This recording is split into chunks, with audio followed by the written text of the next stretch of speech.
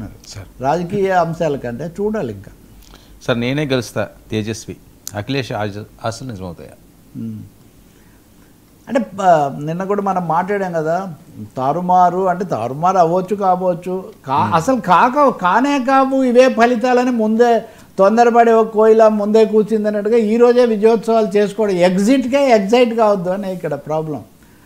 తేజస్వి యాదవ్ ఏమన్నారు అంటే ఇప్పుడు 11 ఎగ్జిట్ పోల్స్ జరిగాయి వర్మ.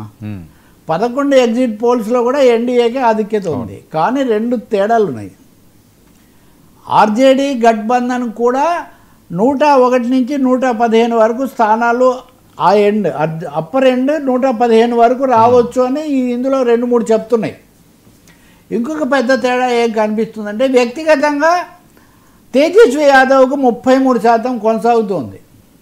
ఉదాహరణకు యాక్సెస్ మై ఇండియా ఉంది, వాళ్ళు మొదటి రోజు చెప్పకుండా సమయం తీసుకొని రెండో రోజు తమ వివరాలు నిన్న వెల్లడించారు. ఇంతకుముందు దెబ్బతిన్నారు కాబట్టి once bit and twice shy అంటారు కదా. వాళ్ళు ఇప్పుడు ఏమంటున్నారంటే పెద్ద పార్టీగా ఆర్జేడీ వస్తుంది, అలాగే ముఖ్యమంత్రిగా చాయిసెస్ట్ పర్సన్ తేజస్వి యాదవ్.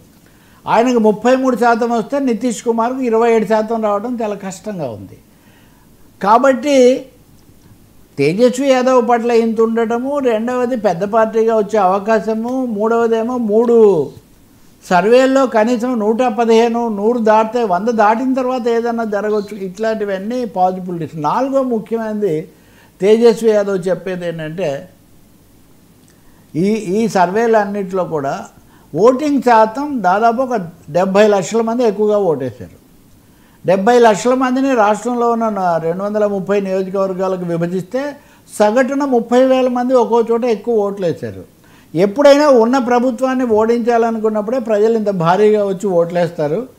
కాబట్టి వీళ్ళు యాంటీ ఇన్కంబెన్సీగా నాకు వీళ్ళు ఓటేశారు, గతసారి కూడా కాంగ్రెస్ పార్టీ సరిగ్గా ఉండుంటే అప్పుడే గెలిచుండే పని అనే నమ్మకంతో ఆయన ఉన్నాడు. ఇంకొకటి మీరు ఒత్తిళ్లకు గురై మోడీ అమిత్ షా ఏం చెప్తే అది మీరు ఎగ్జిట్ పోల్ ఇచ్చి ప్రజల భావాలను మీరు ప్రభావితం చేయడానికి ప్రయత్నిస్తున్నారు. 400 స్థానాలు వస్తాయి మోడీకి అని గతసారి చెప్పారు. స్టూడియోలో అంతా హంగామా చేశారు. తీరా వాళ్ళకు 270 కూడా రాలేదు వాళ్లకు. కాబట్టి ఇది కూడా ఒక ఫోర్స్డ్ బలవంతంగా చేయించిన ఒక ఎగ్జిట్ పోల్. ఇదేమాత్రం నిజం కాబోదు. లోక్సభ ఎన్నికల్లో జరిగినట్టే ఇప్పుడు కూడా ఇది విఫలమై తీరుతుంది అని నేనే ప్రమాణ స్వీకారం చేస్తాను అని ఆయన బలగు. ఏదైనా ఇంకొక 24 గంటలు కూడా సమయం లేదు, తేలిపోతుంది. బట్ అది వాతావరణం. తేజస్వి యాదవ్ చాలా బలంగా ఉదాహరణలు ఇవన్నీ కూడా చెప్పి ఆయన చెప్తున్నాడు. అయితే అఖిలేష్ యాదవ్ నిన్ననే చెప్పాడు తేజస్వి యాదవ్ కంటే ముందే ఈ ఎగ్జిట్ పోల్స్ పూర్తిగా నమ్మకండి. కాంగ్రెస్ పార్టీ ఏమంటుందంటే హర్యానాలో మేము గెలుస్తామని మీరు చెప్పారు, మేమేం గెలవలేదు. చాలా రాష్ట్రాల్లో మీ ఎగ్జిట్ పోల్స్ ఇటీవల తలకిందులైనాయి. కాబట్టి ఇక్కడ కూడా ఇది మీరు తారుమారని పెట్టినట్టే తారుమారే అవకాశం ఉంది. అంతేకాకుండా నిర్బంధంగా మీరు సర్వేలు, ఒపీనియన్ పోల్స్, ఎగ్జిట్ పోల్స్ చేసి ప్రజలను ప్రభావితం చేయడానికి ప్రయత్నిస్తున్నారని తేజస్వి యాదవ్ బలంగా చెప్తున్నాడు. ఇప్పటికీ ఇండియా ఆర్జేడీ మటుకు రావచ్చు, మాకు ఇంకా అవకాశం ఉండొచ్చు అని. కానీ ఇతరులు అది కూడా చెప్పేస్తున్నా.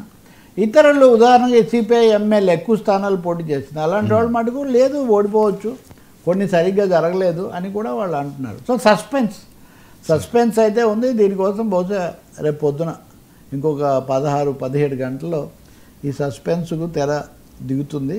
కానీ సర్వే సంస్థలు ఒళ్ళు దగ్గర పెట్టుకోవాలి అని మటుకు ఇప్పుడు అర్థమైంది. జూబ్లీ హిల్స్ మీద కూడా 1-2 సంస్థలు బీఆర్ఎస్ఏ వస్తుంది అని నిన్న కూడా వాళ్ళు చెప్తున్నారు. ఇదంతా కావాలని చేస్తున్నారు ఈ పద్ధతులు.